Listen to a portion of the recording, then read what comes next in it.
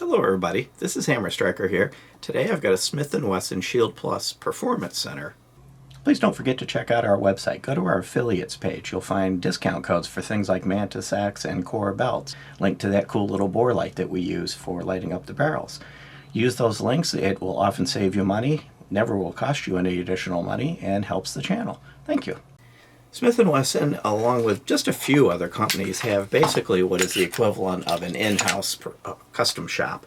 Performance Center is what Smith & Wesson calls theirs. And what they do is they take retail versions of their guns and enhance them with various features. But what you're looking at is exactly the way I took this gun out of the box. Nothing was changed. This is basically based on the Shield Plus, and really basically it is a Shield Plus. It's just got a couple of things that they've done to enhance it.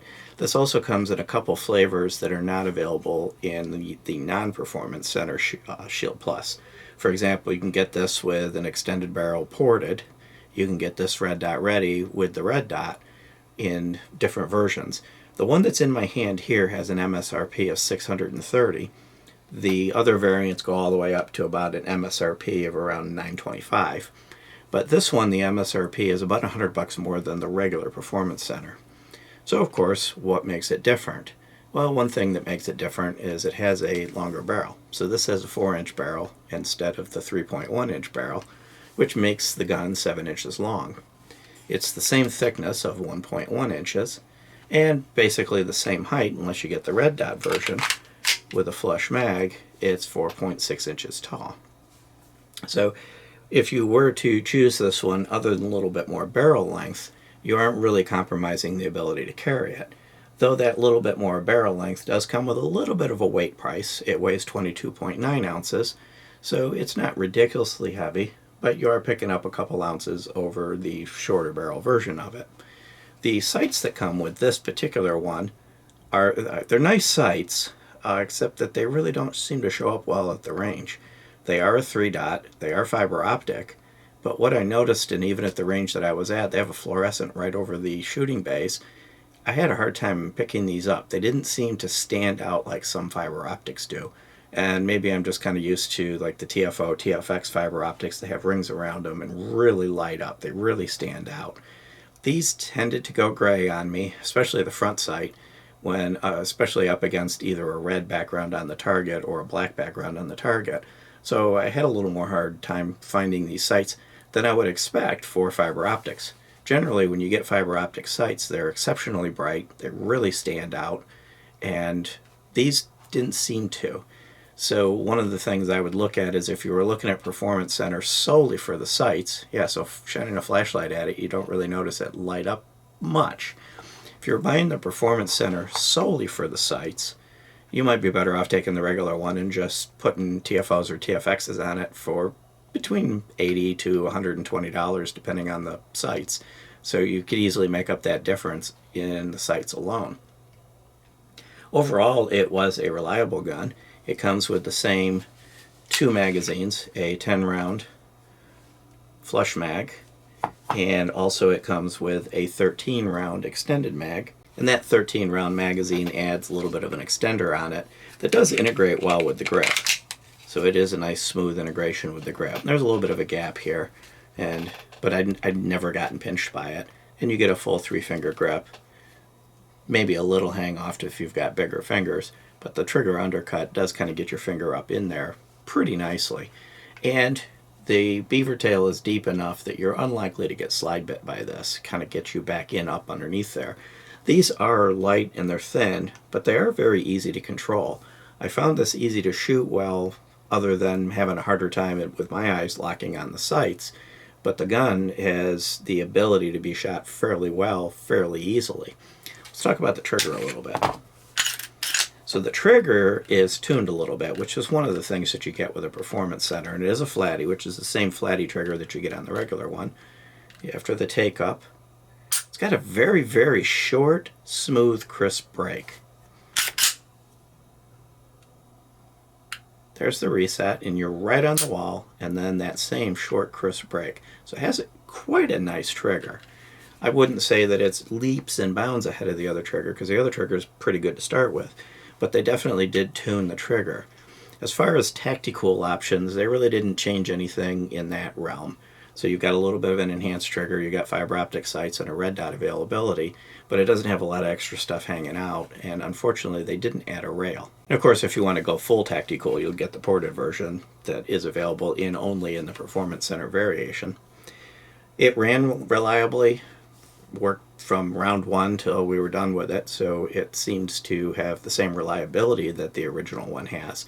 So they aren't compromising anything there. The slide and barrel are stainless steel, and they're coated with their Armornite finish, which is a really nice, durable, smooth black finish. So it should hold up to what would usually be an unpleasant environment with a carry gun. So let's talk about living with it, taking care of it, care and feeding of it. So you lock it back, you flip this lever down.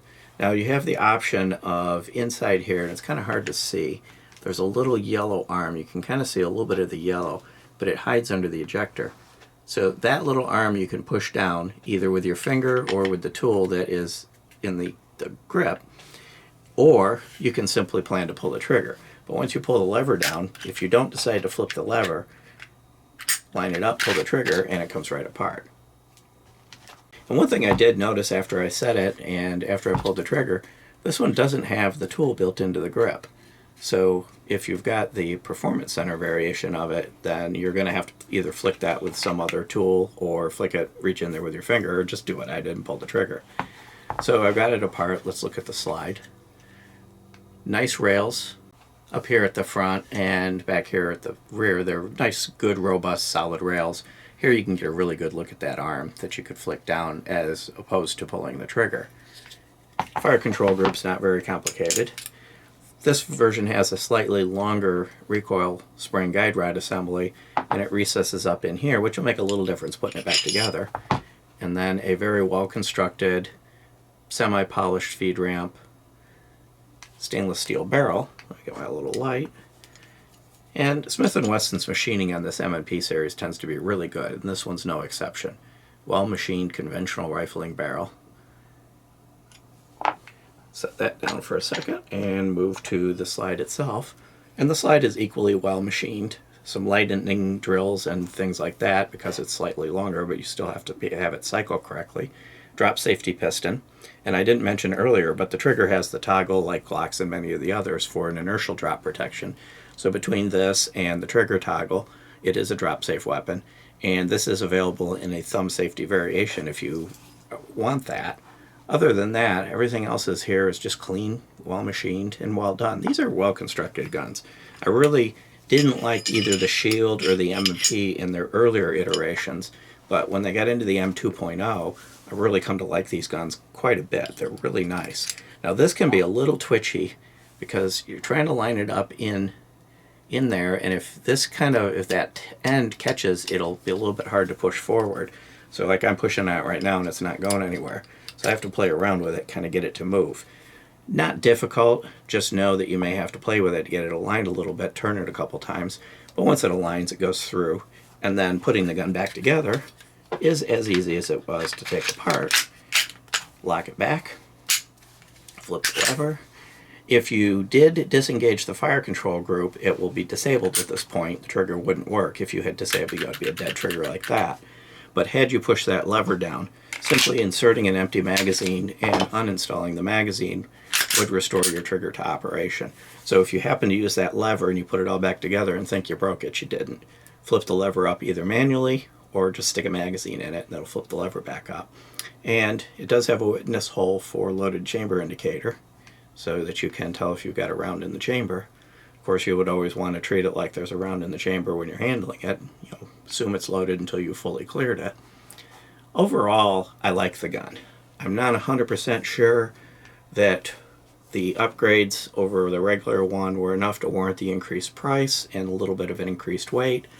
I don't hate these sights, but they wouldn't be my choice of fiber optics. I like the way the TFOs, TFXs work a lot better than these, but they are functional. You're not losing any reliability, so that's an important plus if you happen to choose the Performance Center. Seems to be just as reliable as the original one. One thing I almost forgot to mention that came in the box with it is this little cleaning kit. So it comes in a nice kind of a semi-hard pouch, and it's got jags and brushes and everything else for all of the calibers. Pretty much this covers all the centerfire pistol calibers. So if you've got an assortment of Shield Pluses or basically any other gun in the common calibers, this gives you everything you need to clean it. And it's in a nice kit that you can just close up, zip up, and throw in your range bag. I will probably put this in the range bag. It'll be useful for a quick on-the-fly cleaning if I need to do something, or if I got a gun that's gotten a little bit dirty and starting to get temperamental. Real compact, easy to work with. So kind of a cool little add-on that they throw in with the performance centers that doesn't come with any of the regular shields or any of the regular M&Ps for that matter. But beyond that, if you like our videos, please give us a thumbs up, share, subscribe, click that bell to be notified if you do. Check us out on Facebook, Patreon, Instagram, Twitter, Getter, kind of everywhere. And thank you.